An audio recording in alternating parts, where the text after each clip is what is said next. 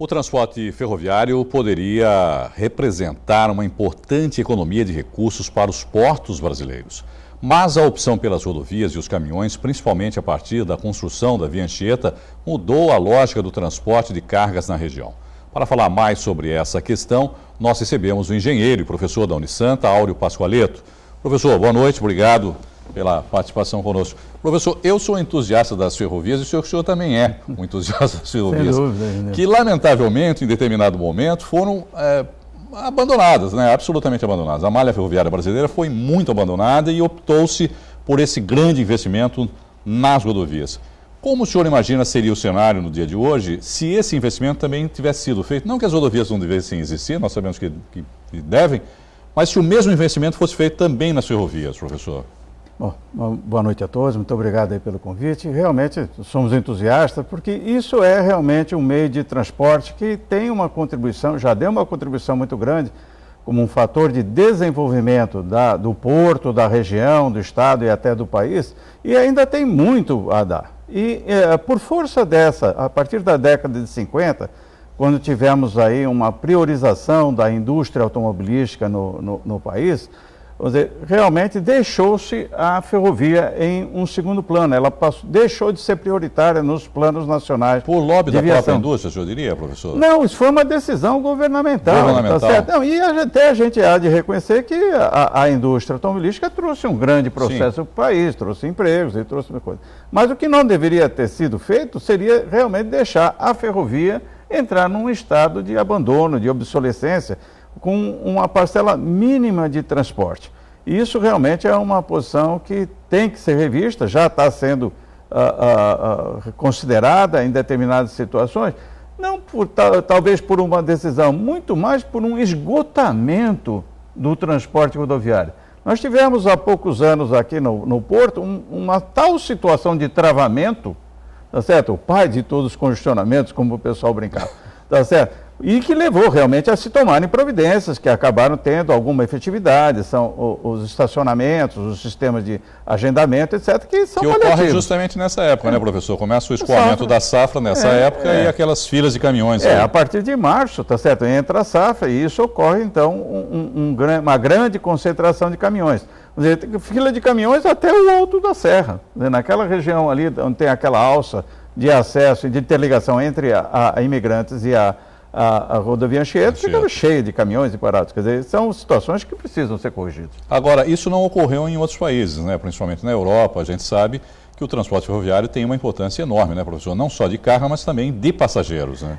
Na realidade, não se trata de privilegiar um ou outro modal de transporte, é de tirar o melhor partido dele. O trem tem uma característica muito importante, que é de transportar grandes massas a médias e longas distâncias.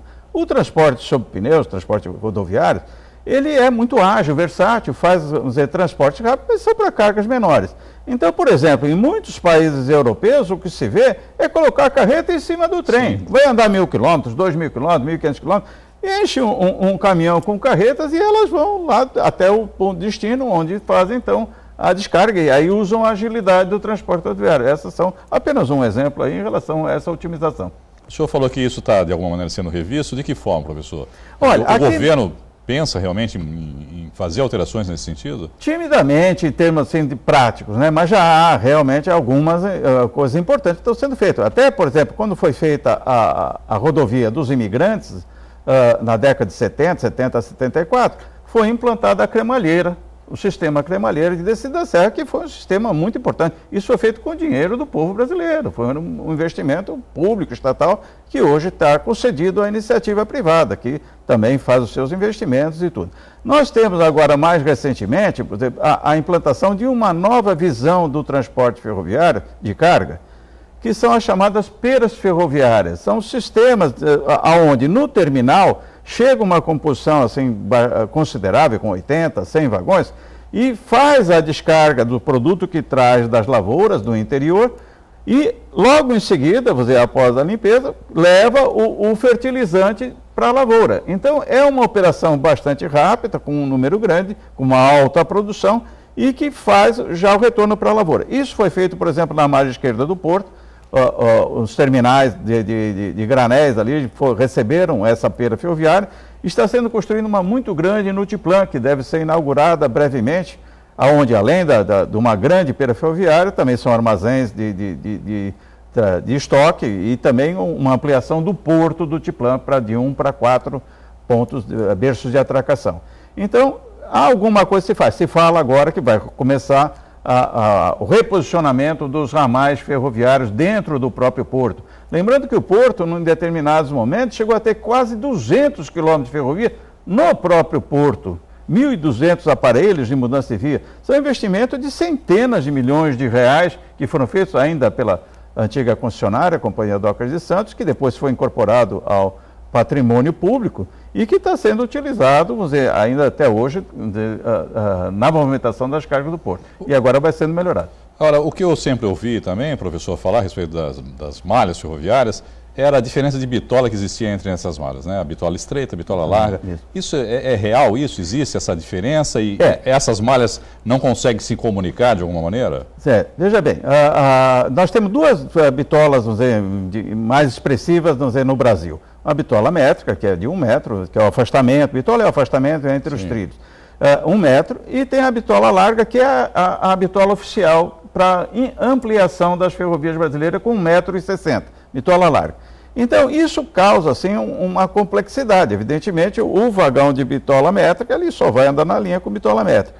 O de larga, só de larga. Então, por exemplo, num terminal como o Porto de Santos, nós temos uma linha de bitola mista, que é uma linha com 3 trilhos, tá certo? Com uma bitola assimétrica. Que os dois podem utilizar. Então, você pode alternadamente ter circulação de vagões de métrica e de larga numa mesma linha com 3 trilhos. Né, professor? Sim. Com aqueles 3 trilhos, na Isso, verdade. e as locomotivas foram adaptadas com 2 engates, um engate no eixo de simetria da métrica e o outro engate no eixo de simetria da larga. Queria que o senhor falasse, aproveitando sua presença aqui, professor, um pouquinho da função da engenharia, do trabalho do engenheiro, do dia a dia da engenharia e do engenheiro. Com muito gosto. Realmente, essa questão, focando aqui no caso da ferrovia, que é uma área intermodal e interdisciplinar. Então, de uma forma muito simples, o engenheiro civil trata da linha férrea, da via permanente propriamente dita, das pontes, dos túneis, das chamadas obras de arte, de tudo aquilo que se diz, ao leito ferroviário. A engenharia mecânica trata dos vagões, das locomotivas, do material, chamado material rodante. A engenharia elétrica, das linhas de transmissão elétrica, das subestações, das locomotivas elétricas. A cremalheira é uma linha eletrificada. Depois, todas as outras áreas têm uma contribuição. Por exemplo, a engenharia eletrônica nos sistemas de licenciamento e sinalização.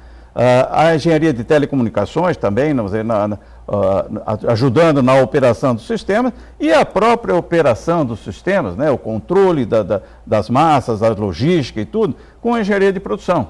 Então, você percebe que... Está no nosso dia a dia. No nosso dia a dia, a gente tem muito orgulho aqui na nossa atividade aqui na Universidade de Santa Cecília, vamos dizer, de receber alunos e também prepará-los para essa área. Porque, por exemplo, na engenharia civil se tem a impressão que o aluno só vai trabalhar em construção. Não, mas é muito mais amplo. Sim. Vai trabalhar em transportes, em rodovias, em hidrovias, em ferrovias, em dutovias, tá certo? Tudo que se diz respeito à área de transporte, à área de hidráulica e saneamento, tá certo? Também é uma atribuição da engenharia civil no campo, vamos dizer, desde a reservação até o transporte nas adutoras, depois as redes de distribuições domiciliares e depois no recolhimento, vamos dizer, do material já tratado para uma disposição final adequada. A Faculdade de Engenharia, que é uma das mais antigas aqui, né?